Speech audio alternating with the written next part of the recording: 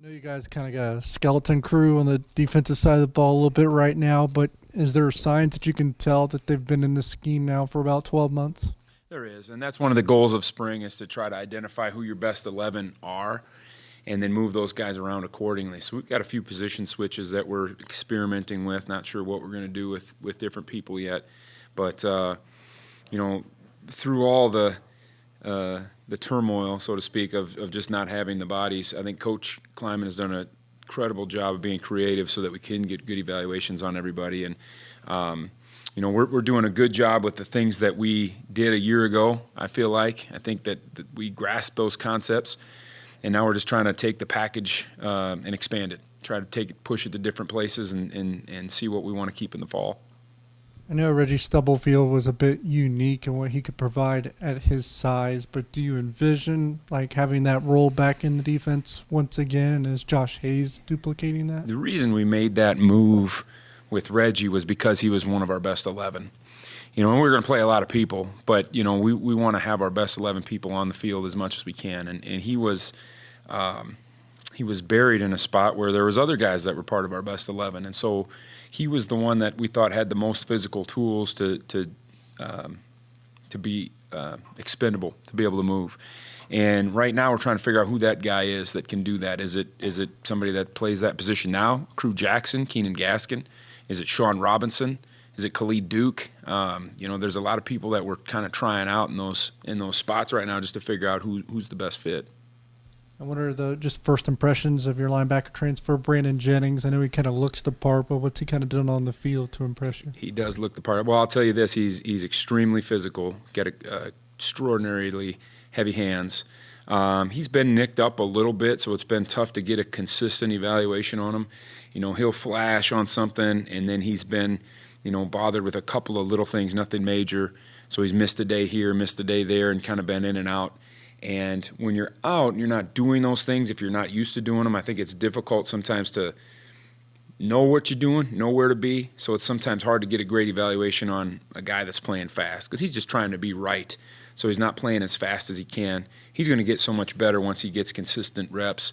I think he's certainly talented, and I think he's going to be a great name in the future here.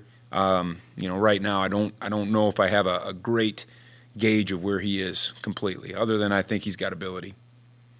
Has there been anybody in spring practice so far that's maybe made a giant leap or kind of thrown themselves in the mix? As a returner, I would say, the two guys that we get more evaluation on than anybody are Brendan Mott and Cody Stufflebean, just because they're getting the lion's share of the reps at defensive end.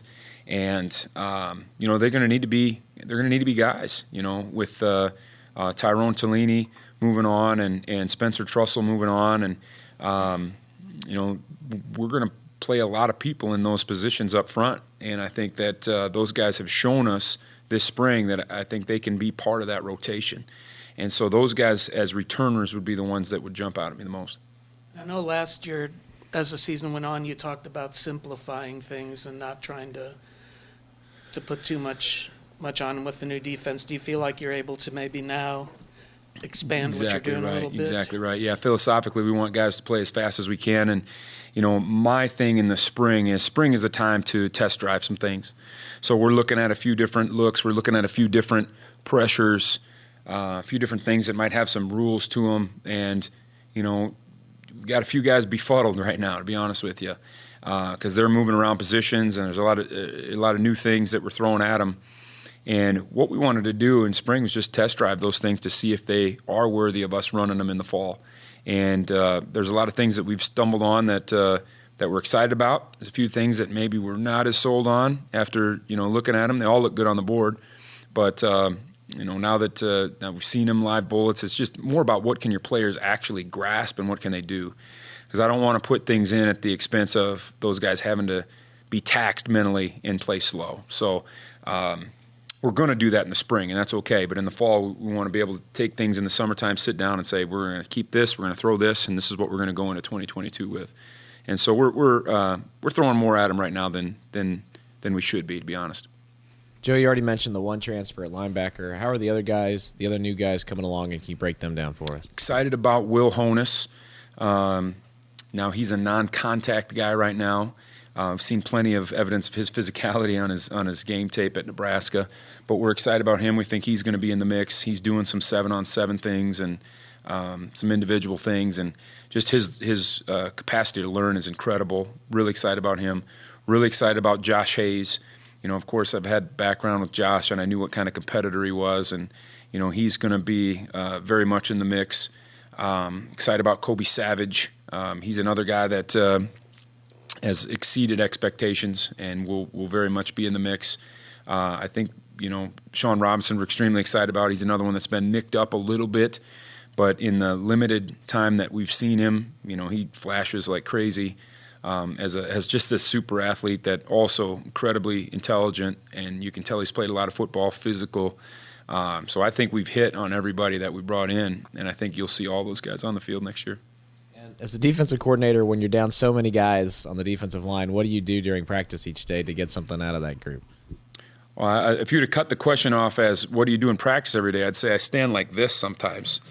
But no, Coach Kleiman, again, it's his methodology of we're going to go team for a certain period of time that those guys can handle, and then we're going to do a special teams drill where we can maybe give those guys a blow. And then we're going to go team, and then we're going to go field goal. We're going to go, so we're not, just taxing those guys for an hour and 45 minutes consecutively. We're trying to get those guys where they can manage. We're aware of that individual, and Coach Wyatt and Coach Tuiasosopo are doing a good job of just taking care of those guys as an individual. You can't, in the individual time that you do have, you can't just go bashing heads with each other. So it's been a lot more technical. The other thing that I think we're doing a really good job of is, we've got 60 linemen, 7 really, that are in the mix that are out. And we're doing a number of walkthroughs. We're doing a number of things that are keeping those guys engaged, even though they're not getting reps. And so they're seeing pictures, they're getting lined up, they're hearing close calls, they're running paths on blitzes. They're just not hitting anybody. And so we're those guys will be ready to go in the summer. We'll be full speed again. What's your assessment of guys like Trevor and Nelson that you moved to defensive tackle this spring? I appreciate them. I'll tell you that. I appreciate those guys like you wouldn't believe. We wouldn't be able to practice without them, and the unselfishness that those guys have to do what we ask them to do. That's what this program's all about. Because quite literally, we would not be able to practice if those guys wouldn't have made the sacrifice that they did, even though maybe it wasn't in their best interest. I think they're having a lot of fun. I think there's a little less accountability with those guys. They have a little more leeway to make mistakes. But couldn't tell you how much I appreciate those guys. That's what Wildcat football is all about. Is there any one thing that gives you consternation each spring, year after year? Spring philosophically to me is about, again, evaluating your personnel, getting that part down. It's about test driving new schemes. It's about polishing up some things that maybe you'd want to change from the year previous, and getting those guys prepared for the summer, really. And so I'm just I think we're right on target with a lot of things, and it isn't necessarily to me about winning practice. Of course, it's competitive and all that stuff, but it's about teaching concepts. And I think there's going to be position switches that are going to happen in spring. There's going to be position switches that are going to happen in the summertime. There's going to be things that happen in the fall when injuries come up. And so, I don't get too worked up about the results of every drill. I just want to see guys compete. I want to see guys play full speed. I want to get our base nuts and bolts stuff in terms of what we believe in, running to the football, playing with physicality, running through leverage. I want to get those things taught to everybody so that when they get together as a true team in the fall, once transfers come in or whatever, however the team gets formulated, everybody understands exactly what we want, and we can go full speed ahead starting August 1st or whenever. From a schematic standpoint with the 3-man front, was there any missteps that you guys made a year ago that you guys have been able to clean up? Looking back at where we were a year ago into where we are now, it's ridiculous. It quite literally was trial and error, with blitz paths, with how we want to cover things down, with maybe some of the techniques that we've played. And a lot of those modifications came along as the fall went along. And I think now we're able to actually teach what we believe in, or what we've come to believe in, if that makes any sense. And so, and now we're just trying to push the package into, one of the things that I looked at in the off season was, we weren't as good on third down as we wanted to be. And, that could come from a lot of different reasons. We're losing one-on-ones, we're not executing on third down, whatever. One of the probably hidden reasons is we had a ton, probably as much as anybody in the country, of 3rd and 1 to 2s. And just quite honestly, the conversion rate of 3rd and 1 to 2s is much higher than the conversion rate of 3rd and 3 to 7. So what I came to realize is maybe we weren't quite as disruptive on base downs as we needed to be. Maybe we need to pressure more. Maybe we need to find different looks where we can attack the line of scrimmage a little bit more so that we can get into some of those longer yardage situations and get off the field a little bit more. But I'm not willing to do that at the expense of giving up explosive plays, and so we're trying to find that happy medium right now. And with Daniel Green, what kind of an increased level of play and level of leadership are you looking for from him? He's been incredible. He's been incredible this spring. Where he is now as to where he was a year ago, where we didn't really know, right? We didn't know what we had. We thought we had a talented kid, but he had never been in the spotlight. And now just how he's bringing along some of those young linebackers, and heck, for that matter, bring along some of the guys in the back end, the safeties, is outstanding. I'm very, very pleased with Daniel. Kind of piggyback off what you've kind of learned after a year within the new scheme. Are you able to learn a little bit more too, and how to recruit to it a little bit Exactly better? right. Yeah, and that's it's unfortunate that we were not set up that way, and we won't be set up that way for probably 3 years. But I think we're figuring out what body types we need. We need more length. I think everybody wants length, but quite honestly, our linebackers are going to have to take on more blocks in this than they did in what we were previously doing. And you could probably get away with a shorter guy in the box because he just never was going to be put in those situations where he'd have to extend on a blocker and do some of those things in a close quarter. Now, we see, inside linebackers what the body types are that we want. We see what skill sets a safety needs to have that, a year ago, we were still dabbling in the 4 down and the 3 down. We were just looking for dang good players, and that's not going to change. But there are certain things that go along with being a free safety. I have to have man coverage ability. I have to be able to play a half field. I have to be able to play in the post. We didn't maybe know all those things at this time a year ago. So it's definitely changed our trajectory in recruiting. How close is Khalid Duke, or when do you imagine he'll be there? He's not doing anything. He's doing individual work right now, not doing anything in a team setting. But again, I think those walkthroughs are helping him. He's one of those guys where we're not sure positionally where he's going to land. Just know that he's one of our best 11, and you're going to see him somewhere. Secrets, obviously. How much different is it going up against a Colin Klein offense every day in practice? Again, not giving away too much secrets, but it is different. You kind of Colin's a competitive guy, I'll tell you that, and we're doing a lot of call it scenarios where it's not scripted. It's just we're playing football, and I'm kind of getting used to his rhythm a little bit. You get used to guys, as a coordinator, you're able to cheat some things, and I won't give any too many secrets in that either. But he's a competitive guy, and he's kept us on our toes. He's done some things that we haven't seen. He's doing some things that we're going to see consistently in the league, which I very much appreciate, and I think we've got a great partnership, us giving him what he wants to see sometimes and vice versa. Yeah, Joe, I wanted to revisit Duke really quick because obviously one of your best defensive players, and you're without him most of last season. From your perspective, just how eager is he to be healthy and be able to get that out there in the fall? Oh, he's working his tail off. He is, and it's just, I don't know if I've ever seen injuries like this.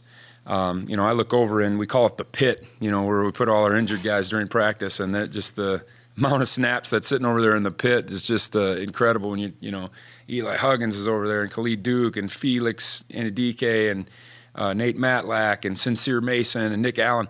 And boy, you could put a pretty good lineup together with those guys over there. And our strength staff, led by Coach True, are the guys that kind of orchestrate and run that during the practice. And I'm just telling them, they're not over there playing Candyland. I mean, they're getting after it, and You know, I think Khalid as a self-motivator, I think Khalid's teammates realize how valuable he is, and I think, of course, you know, our training staff, our strength staff, and our coaching staff understand how valuable he is, and I think everybody's pushing him along to be the best that he can be in the fall. In your words, just how dangerous is he when he's healthy?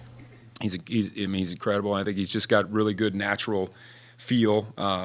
He's got tremendous length. He's got quickness and ability, and we'll see how that looks when he gets back to healthy. But, you know, when he's full speed, I mean, he's got the athleticism of a linebacker. He's got the strength of an interior defensive lineman. He's a guy that could play inside. He's a guy that could play on the edge. He's a guy that could play linebacker. You know, and he's intelligent, and he works hard at it. And when you're that versatile, you're a big deal. Yeah. Thanks so much.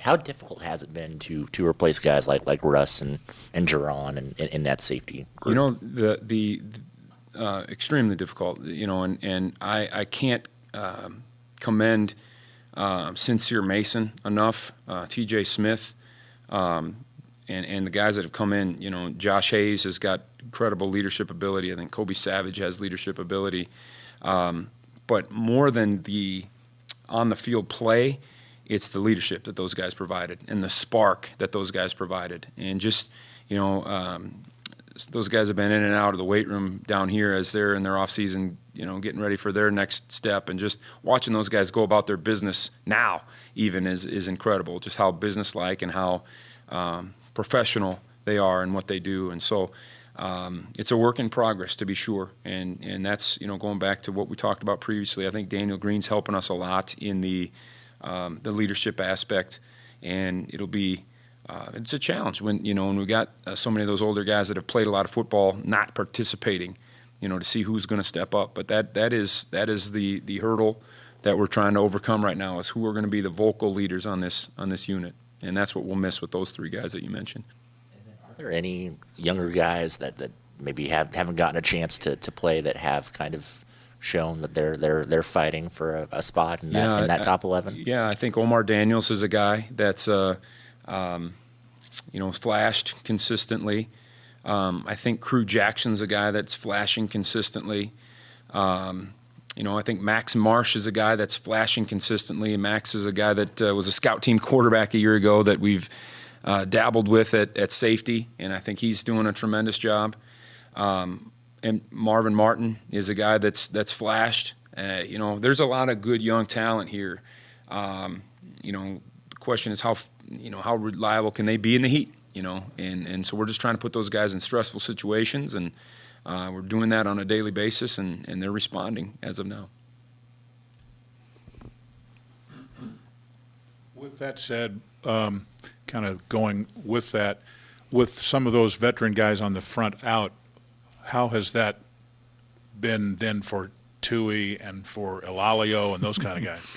Well, Damien's been a little bit nicked up also, unfortunately, because he in the first few days of practice was showing that he can play with those big guys.